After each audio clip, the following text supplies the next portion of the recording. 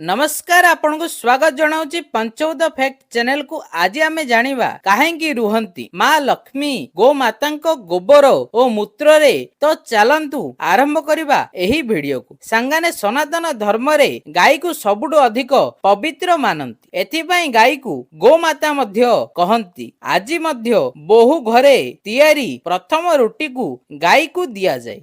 गाय को प्राचीन कालरु ही अधिक महत्व दिया जाए। जेबे समुद्र मंथनरु गोमाता प्रकट होइले सेही समय सबु देवी देवता गोमाता शरीर रे स्थान ग्रहण करने आसिले। जीए सर्वप्रथम आसिला तांकु तांकर इच्छा अनुसार स्थान मिलिला। गोमाता सिंहर तल भागरे सदा सर्वदा ब्रह्मा और विष्णु विराजमान करिछंती। सिंहर अग्र भागरे सबु चराचर पशु पक्षी अछंती। गोमाता मुंडर मध्य भागरे स्वयं शिव रहिछंती। गोमाता पेटरे माँ पार्वती। गोमाता कानरे अश्विनी कुमार बास करंती। गोमाता दुई आखिरे सूर्य चंद्र और मुखरे चारि वेद, दांतरे गरुड़, जिभरे माँ सरस्वती बास करिथांती। गोमाता रोमरे ऋषिगण ओ चारि गोड़र खुरारे चारि तीर्थ थाए। सबु देवी देवता निजर इच्छा अनुसार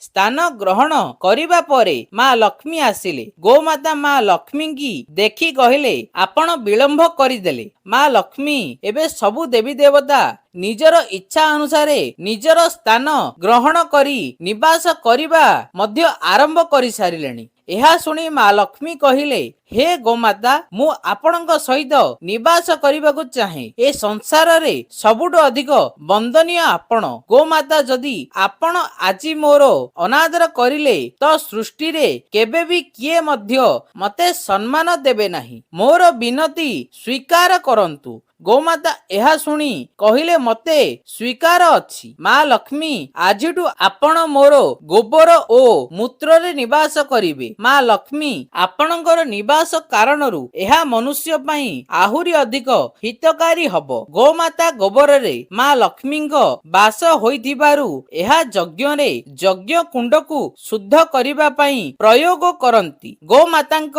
मूत्र पान करिबा द्वारा अनेक रोगाणु नाश होई श्री कृष्ण गीतारे कहिचंती, गाई मानक मध्यरे कामधेनु मु गोमाता महिमा अपार। सांगने आपणानु जदि एही वीडियोटी भल लाइ तो कमेंट रे जय गोमाता लिखिबा भूलिबेनी। सांगने आपणाने आम चैनल को नुआर आछंतो आम चैनल को सब्सक्राइब करिवे। रहुची नमस्कार।